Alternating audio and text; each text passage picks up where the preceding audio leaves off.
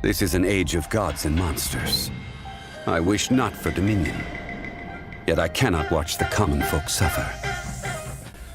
Halo semua, selamat datang di Radio Lore Games. Di segmen ini, kita akan coba bahas kembali lore dari berbagai macam video games yang dirasa menarik. Perlu diingat, video ini akan berisi spoiler dari Genshin Impact, tepatnya pada keseluruhan Archon Quest Chapter 1 dan Story Quest Historia Antiqua 1 dan 2.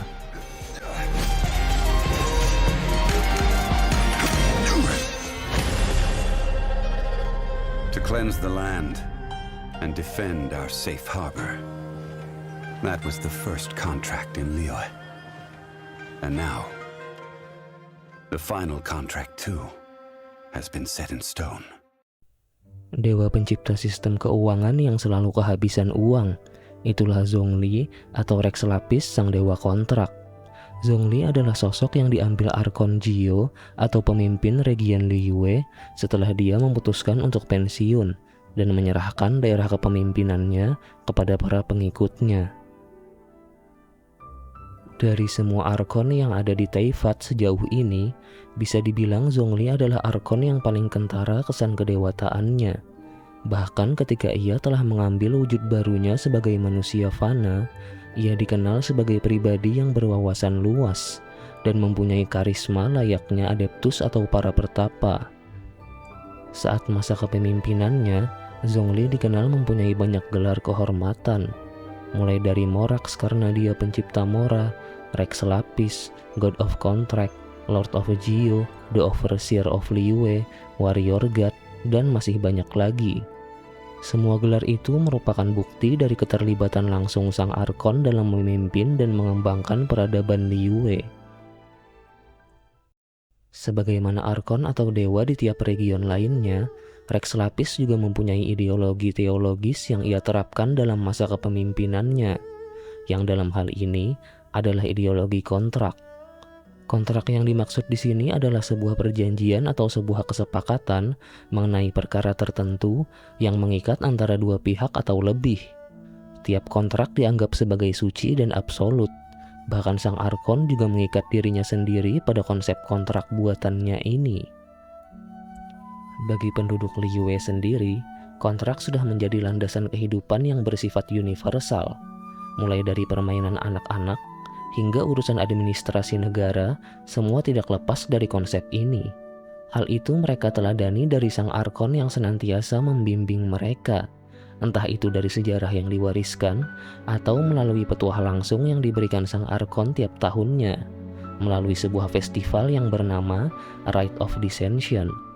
Setidaknya, begitulah yang biasanya terjadi sebelum sang Archon memutuskan untuk turun dari tahtanya. Berbeda dengan Venti atau Barbatos yang mempunyai sifat bebas, Zhongli atau Rex Lapis adalah pribadi yang teramat disiplin. Dan sebagaimana yang kita tahu sebelumnya, kepribadian sang Archon akan sangat mempengaruhi cara kepemimpinan yang akan ia terapkan. Dalam hal ini, Rex Lapis memimpin Liyue secara absolut.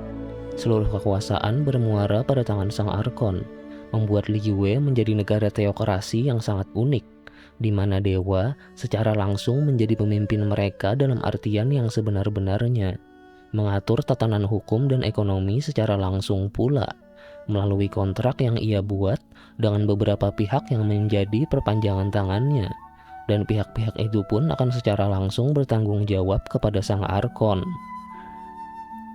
Dari pemaparan barusan, sekilas mungkin kita akan merasa bahwa penduduk Liyue hidup di bawah tekanan yang luar biasa. Bagaimana tidak, mereka secara sadar ada dalam pengawasan dewa setiap waktu, dan sampai kapanpun akan terikat kontrak dengannya. Jangankan melawan, mempertanyakan keputusan dewa saja sudah terasa mengerikan. Apalagi yang memimpin mereka ini adalah dewa tertua yang memenangkan perang Archon, yang saking banyaknya menyingkirkan dewa lain yang menjadi musuhnya, ia sampai diberi gelar Warrior God. Tidak heran jika kita berpendapat bahwa rakyat Liyue akhirnya tunduk tanpa syarat. Namun pada kenyataannya, mayoritas rakyat Liyue justru bersyukur dan sangat menjunjung tinggi nama sang Archon. Kisah keberanian dan kebijaksanaannya menggema di tiap persimpangan jalan pelabuhan Liyue. Bahkan para penduduk Liyue sampai membuat cindera mata dengan wujud sang Arkon. Semua hal itu dikarenakan mayoritas penduduk Liyue sepenuhnya percaya pada keputusan dan kebijaksanaan sang Arkon, yang memang sudah terbukti keabsahannya. Dan oleh karenanya, mereka mampu melalui masa-masa sulit dan menjadi negara yang makmur seperti yang ada sekarang. Selain itu, kontrak yang dibuat oleh penduduk Liyue dengan Arkon Gio juga didasari oleh kesepakatan antara kedua belah pihak tanpa adanya paksaan. Sang Arkon sendiri mempunyai pemahaman bahwa kontrak tidak akan berlaku jika tidak adanya kesepakatan antara kedua belah pihak secara sukarela. Kontrak pertama yang dibuat oleh sang Arkon dan para penduduk Liyue adalah kesepakatan di mana sang Arkon akan melindungi dan mengembangkan peradaban mereka. Dengan imbalan, para penduduk Liyue akan menganut dan menerapkan ideologi kontrak yang diusungnya dalam menjalani kehidupan mereka di kesehariannya. Sejak dari terbentuknya kontrak itu, Arkon Gio telah membentuk peradaban Liyue sedemikian rupa sampai menjadi seperti yang kita kenal sekarang. Ia juga telah melindungi Liyue dari ancaman yang sudah tidak terhitung jumlahnya. Bahkan jika kita cari di sekitaran dataran Liyue, kita akan menemukan lumayan banyak kuburan dan peninggalan dari para dewa jahat dan iblis yang telah disingkirkan oleh sang Arkon. Sebagai sosok yang menciptakan ideologi kontrak itu sendiri, sang Arkon tidak akan pernah mengingkari kontrak yang telah ia buat. Jika di dalam kontrak disebutkan ia akan melindungi Liyue beserta para penduduknya, maka ia benar-benar akan melakukan hal itu apapun harganya. Hal itu terbukti dari bagaimana ia sanggup menyegel atau memenjarakan sahabatnya sendiri, yaitu sang leluhur naga bumi Azdaha, saat temannya itu lepas kendali dan membahayakan warga Liyue. Azdaha dulunya adalah sahabat Rex Lapis yang membantunya melindungi Liyue dari berbagai ancaman. Namun, ia berubah menjadi ancaman itu sendiri saat ia menderita erosi, semacam penyakit Alzheimer ekstrim yang menyerang para makhluk abadi dan membuat mereka menjadi buas dan kehilangan identitas mereka. Erosi ini juga yang menjadi salah satu alasan Rex Lapis turun dari tahtanya sebagai seorang Arkon. Khawatir nantinya ia juga akan menjadi ancaman. Selain dari keinginannya untuk membuat rakyat Liyue dapat mengemban peradaban mereka secara mandiri. Walaupun merupakan seorang pemimpin absolut, Rex Lapis tidak memiliki tendensi untuk menjadi penguasa tiran. Ia telah menjadi bentuk inkarnasi dari kontrak itu sendiri. Tidak peduli walau itu berlawanan dengan kehendaknya pribadi, jika sudah tertera dalam kontrak yang telah dibuatnya, maka dia akan menepati hal itu. Dan jika tidak tertera, maka tidak akan ia paksakan. Pada Liyue periode modern, sebenarnya ada beberapa tokoh yang mulai berbeda pandangan dengan gaya kepemimpinan sang Arkon yang dianggap sudah kuno. Rex Lapis yang saat itu masih memimpin Liyue pun menyadari akan hal itu. Namun, alih-alih tersinggung dan menganggap telah dikhianati, dia malah merasa kagum dan memandang hal ini sebagai sebuah perkembangan yang menarik.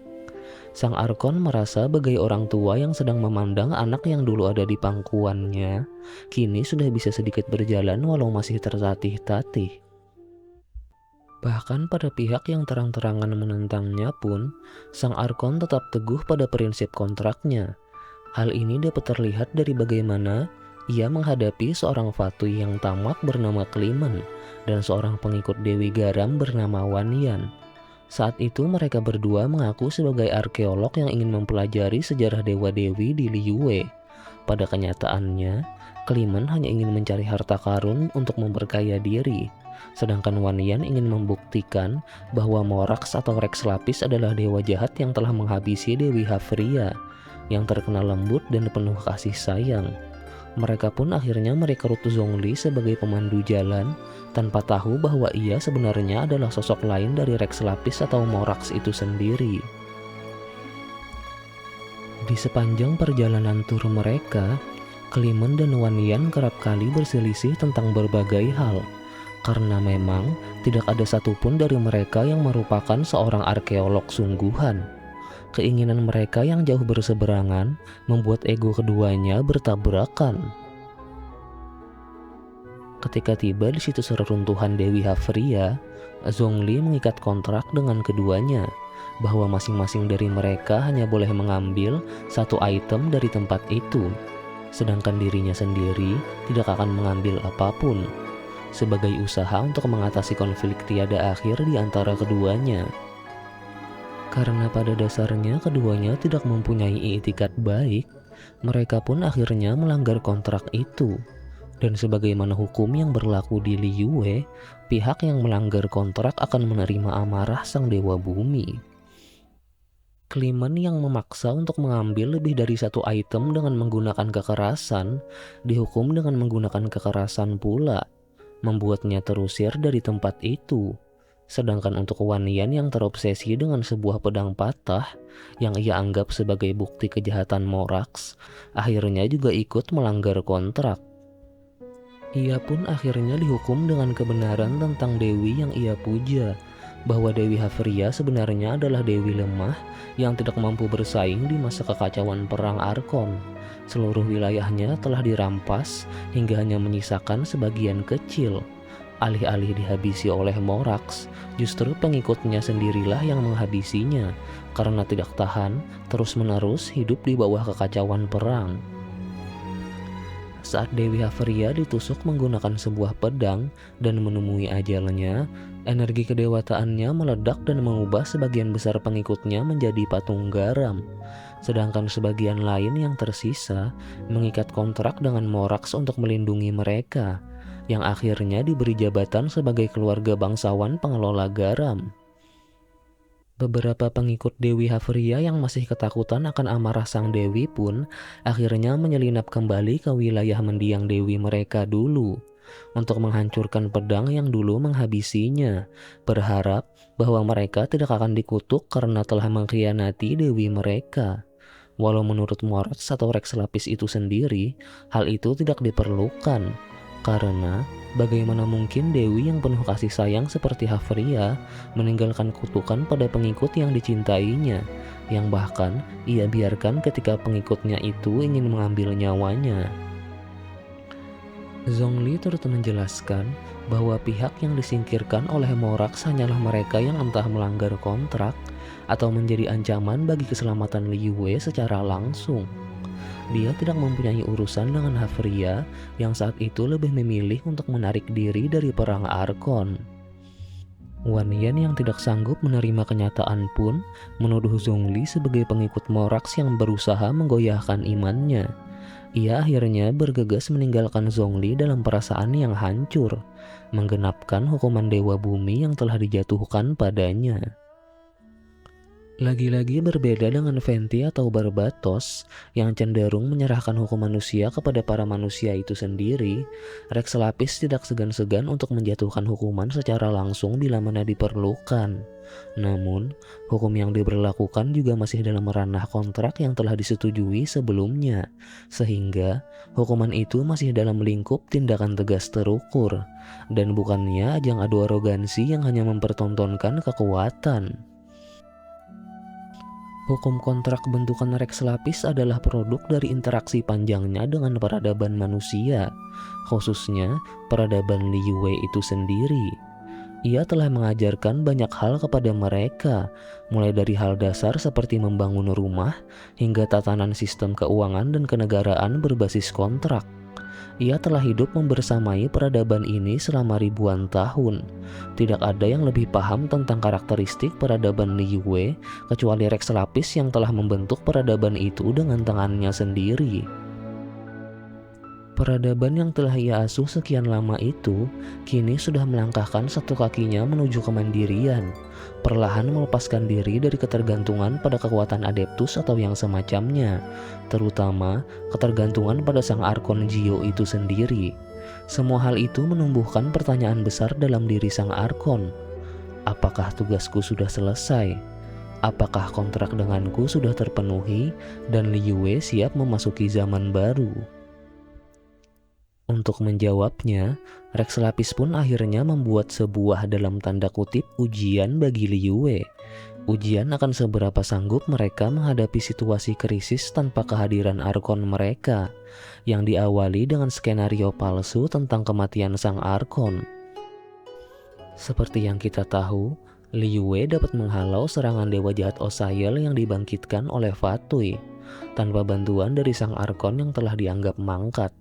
Walau dalam prosesnya, mereka bekerja sama dengan 3 adeptus utama, yang juga mengira bahwa Rex Lapis telah tiada.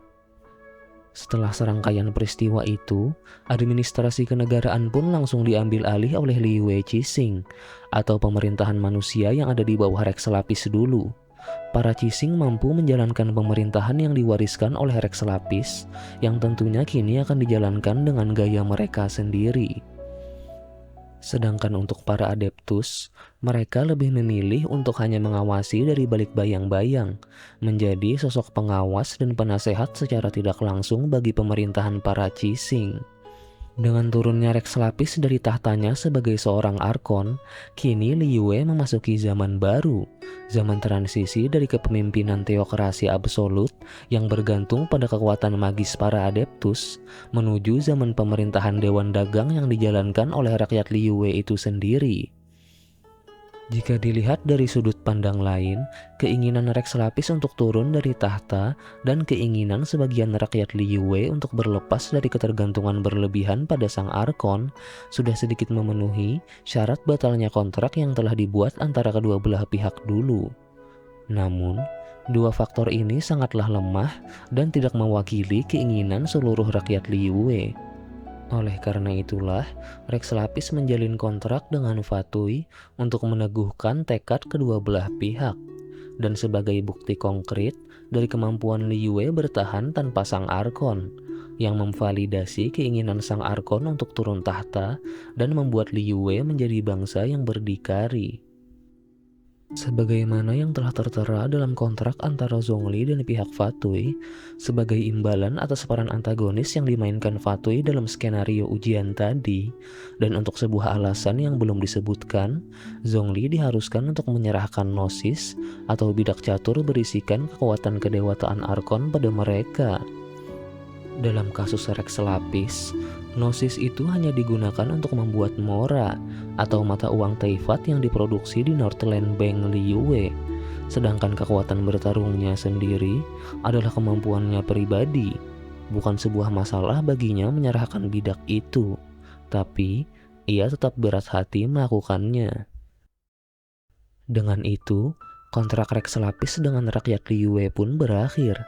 Kini, Zhongli hidup membaur dengan para pengikutnya di pelabuhan Liyue, bekerja di perusahaan pemakaman Wangsheng Funeral Parlor, perusahaan yang membantunya menyiapkan pemakaman untuk dirinya sendiri, yaitu jasad palsu Rex Lapis. Walau jasad itu palsu, tapi ide yang ia bawa terasa sangat nyata bagi para penduduk Liyue. Ketergantungan rakyat Liyue pada sang Arkon kini telah dimakamkan bersama jasad itu. Kini, mereka harus menyusun sendiri strategi pertanian dan perekonomian untuk setahun ke depan, karena tidak akan ada lagi petuah dari sang Arkon di festival Rite of Descension seperti sebelumnya. Sebagai Zhongli, Rex Lapis masih melindungi Liyue dari balik bayang-bayang. Namun, kini ia tidak melakukannya demi kontrak, tapi karena ikatan yang telah terbangun dari keakrabannya dengan para pengikutnya, sesuatu yang sering disebut para manusia sebagai cinta dan kasih sayang. Kepemimpinan Rex Lapis adalah contoh dari kekuasaan absolut yang jatuh ke sosok yang tepat. Kekuasaan absolut hanya akan berhasil saat diberikan kepada sosok semacam Rex Lapis, yang perkataannya dapat dipegang dan janjinya bagai terbitnya matahari di hari esok. Sebuah kepastian mutlak. Bukan hanya Liyue yang berhasil mencapai masa keemasan karenanya, Rex Lapis juga belajar tentang perasaan memiliki dari peradaban para pengikutnya ini. Jika hanya ingin disembah dan terus berkuasa, dia tidak akan turun dari tahtanya hanya karena takut erosi yang berpotensi membuatnya menjadi ancaman. Bahkan lebih dari itu, ia ingin peradaban Liyue dapat berkembang melampauinya, tidak lagi perlu dituntun oleh tangannya, hingga mereka dapat menentukan nasib bagi diri mereka sendiri, menulis sejarah yang akan mereka lalui tanpa didikte oleh sang Arkon. Kemudian yang tidak kalah penting adalah, walaupun ia merupakan entitas magis yang teramat kuat, ia cukup rendah hati untuk mengakui bahwa terdapat potensi di mana ia tidak dapat menjalankan tugasnya secara maksimal lagi, dan bukannya menjadi pemimpin narsistik egomaniak yang terobsesi pada narasi bahwa ia adalah sosok hebat yang tak akan terganti, walau pada kenyataannya semua tindakannya berbicara sebaliknya. Dari pandangan yang agak nakal, kisah Rex Lapis dapat kita pahami sebagai anekdot bahwa kekuasaan absolut hanya akan berhasil jika yang menjalankannya adalah sesosok dewa semacam Arkon. Namun, ironisnya dalam kisah ini, sang Arkon itu sendiri ragu dirinya akan bertahan selamanya. Oleh karena itulah, yang dia abadikan dalam peradaban Liyue bukan sosok dirinya, melainkan ideologi kontrak yang telah ia ajarkan, dan tentunya juga bangsa yang menjalankannya, yaitu rakyat Liyue itu sendiri. Jika sosok fiktif supranatural superpower semacam ini saja ragu, bagaimana dengan mereka yang ada di sana? Apakah menurut kalian mereka terlihat meyakinkan? Sekian untuk video kita kali ini. Silahkan subscribe jika berminat. Kita jumpa lagi di lain waktu. See ya.